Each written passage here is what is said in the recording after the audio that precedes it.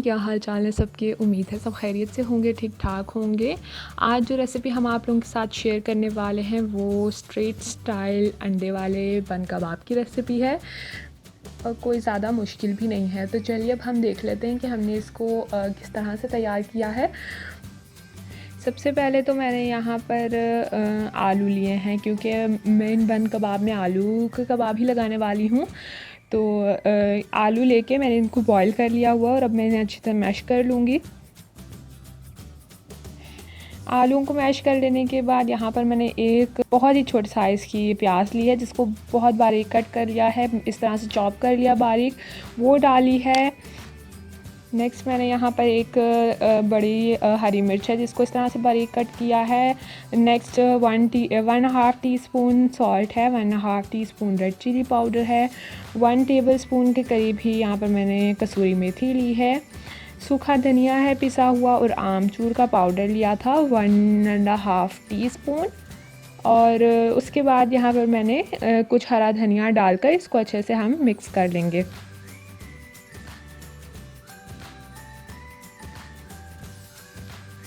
और इसका इस तरह से हमने मसाला बनाकर तैयार कर लिया है। मसाला हमारा तैयार हो गया। अब हमने इसके कबाब बनाने कुछ इस तरह का, इतने साइज़ के हमने लेकर इसको बना लिया है। बहुत छोटे बारीक बारीक नहीं किए हैं, मतलब मोटे मोटे ही थोड़े से किए हैं। और इस तरह से हम इसके सारे कबाब बनाकर तैयार कर लेंगे।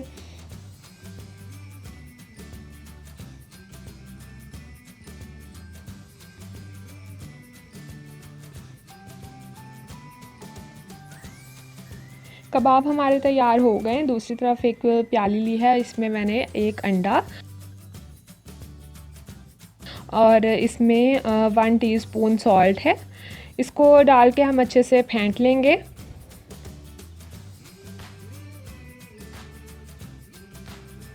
अब जो कबाब हमने तैयार किए थे उसको अंडे में डिप कर करके हम जो है वो फ्राई कर लेंगे।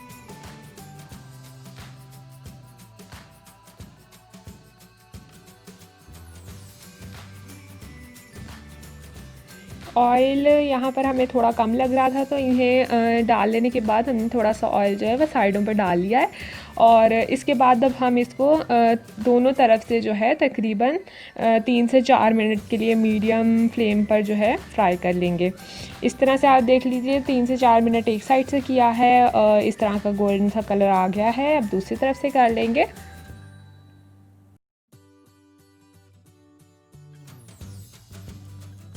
और बस हमारे कबाब जो हैं वो बिल्कुल तैयार हैं, इन्हें अब हम निकाल लेंगे।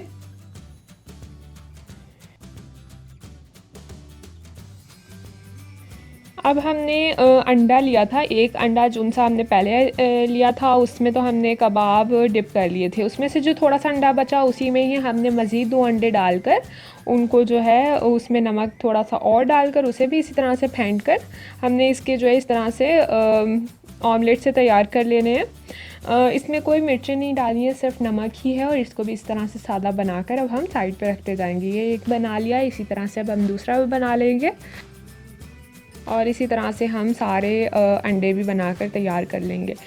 दूसरी तरफ यहाँ पर जब हमारे अंडे तैयार हो गए तब हमने यहाँ पर बन कबाब लिए हैं और इनको लेकर अब हमने थोड़ा सा बिल्कुल थोड़ा सा तवे को ग्रीस करके हमने इसे भी दोनों तरफ से सेक लगवा लेना है। बहुत ब्राउन नहीं करना, बस थोड़ा सा ये गर्म हो जाए।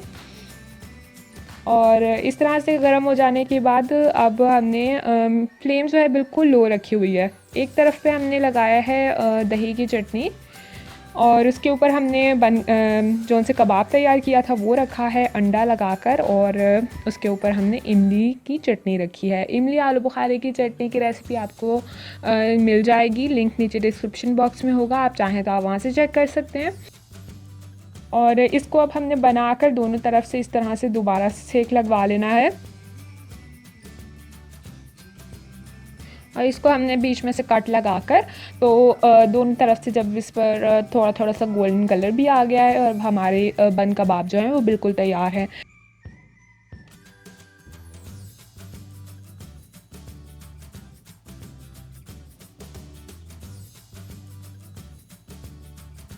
थोड़ी सी फ्रेंच फ्राइज़ के साथ इन्हें सर्व किया है और बहुत ही मज़ेदार तैयार हुए हैं। तो ये आप देख लीजिए, ये रायते और इमली की चटनी के साथ हमने तैयार किए हैं। हमसे तो सब्र नहीं हुआ तो हमने इसे खाना भी स्टार्ट कर लिया है, मगर साथ ही हम दूसरी तरफ दूसरे भी बना रहे हैं जिनमें हमने दही की चटनी के जगह पर हमने यहाँ पर मायोनीज़ और केचप लगाई है। अब बच्चों को अगर आपको नहीं दही के साथ या इमली की चटनी के साथ पसंद, तो आप इस तरह से मायोनीज़ और केचप लगाकर भी आसानी से इसे बना सकते हैं। और ये लीजिए, यहाँ पर हमारे मायोनीज़ और केचप वाला भी बिल्कुल तैयार है। तो ज़रूर आप भी घर पे ट्राई कीजिए और फिर हमें कमेंट करके बताएं कि आपकी कैसे बने हैं। वीडियो पसंद आई हो तो लाइक, शेयर एंड चैनल को सब्सक्राइब ज़रूर कर दीजिएगा।